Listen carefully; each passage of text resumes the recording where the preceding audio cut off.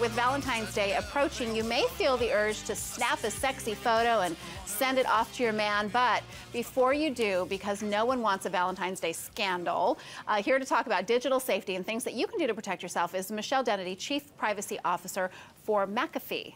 Hello.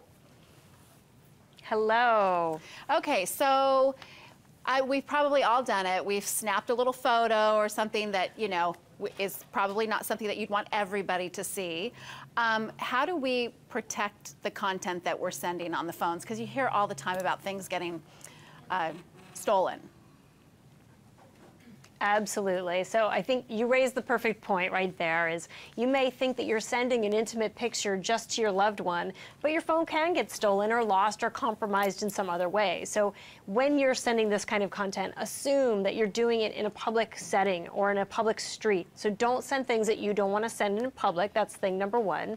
And if you do decide to share this kind of content, be a little bit tech savvy. It's not that hard. I want you to go into your settings and look at your mobile devices in specific and make sure you're setting the basic security of passwords and that sort of thing.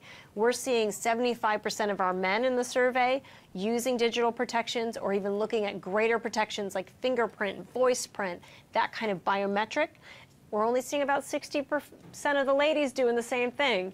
It's a shared content. We should have shared protection. So we need to make sure that we're protecting all of our devices, not just our PCs in this digital age. And Michelle, your statistics are coming from the Love Relationships and Technology Survey, is that right?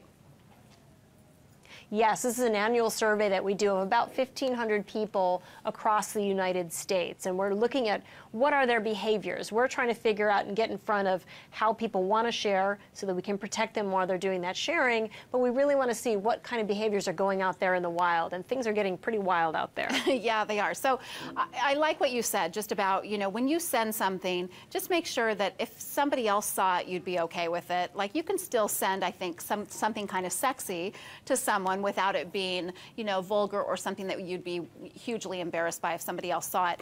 What do you do, though, if you don't follow the rules, something gets out there, it's leaked? Is there any way you can pull information back or you know, get rid of it once it's out there?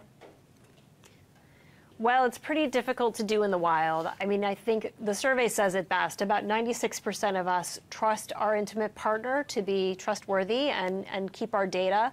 But after a breakup, only about 30% of us are going to that partner and asking to even delete the picture. So the first line of protection, whether it happens or not, can be at least to ask for that information to go away. Yeah. And you may want to think about carefully password protecting content. You can password protect a lot of different things, and then as soon as the relationship is over or you realize that you probably shouldn't have sent it, make sure, like your toothbrush, your password should be personal to you. When that breakup happens, get yourself a new toothbrush. Change those passwords. Yeah. Now, we heard a while back about Snapchat getting, you know, people stealing information from Snapchat, and that was a vehicle that people would use to send photos, thinking that they could send something a little bit more risque because once the person who received it opened it, it would kind of disappear within, you know, a few minutes or a few seconds. But it doesn't really disappear, does it? No, in particular, I mean, this is what's really tough for the consumer. So Snapchat made the decision that they were going to store those pictures even for a limited period of time. There are other platforms out there that are privacy engineered. Wickr is one of them, W-I-C-K-R. It's an app that sends encrypted messages, and you, the sender, can actually decide how long you want that picture or voice content or email message to last, up to 5 days. None of the technology is perfect. You can take a picture of your phone when it's being displayed. There are other ways of sharing the content, but it at least is some form of protection. And there are more and more of those kinds of services. The hard thing for consumers are, though, it's hard to tell a Snapchat which doesn't work from a Wickr which is designed to be privacy aware. I'm curious, Michelle, as somebody who knows the industry so well, what rules do you follow for yourself? Good question. So I actually do use Wickr. It's not a McAfee product. I'm not pumping my own company stuff. But I use it not just to send cutesy messages to my husband, but also for things like logistics. I have a family, and I may not want everyone to know where I am at every given time. I'm a woman often traveling alone in places, and so that kind of protection, I think very carefully about my physical safety as well as my reputational safety. So I will use things like that. I do have password and software protection on all of my devices, and I do keep that up to date. I think that's really important. I talk to the lab guys at my company. I can't keep up with them, and I'm sure John Q.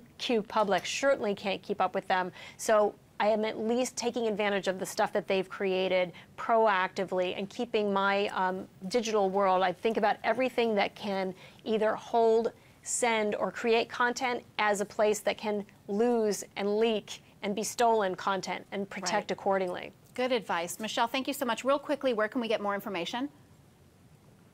Sure. Go to McAfee.com/loveandtech, or you can follow us on Twitter at McAfee Consumer. Okay. Michelle, thanks so much for being with us today.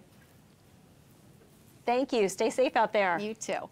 Valentine's Day is a celebration of love, and kids like to participate in the festivities as well. We'll cover some fun Valentine's ideas that'll make the whole family feel special.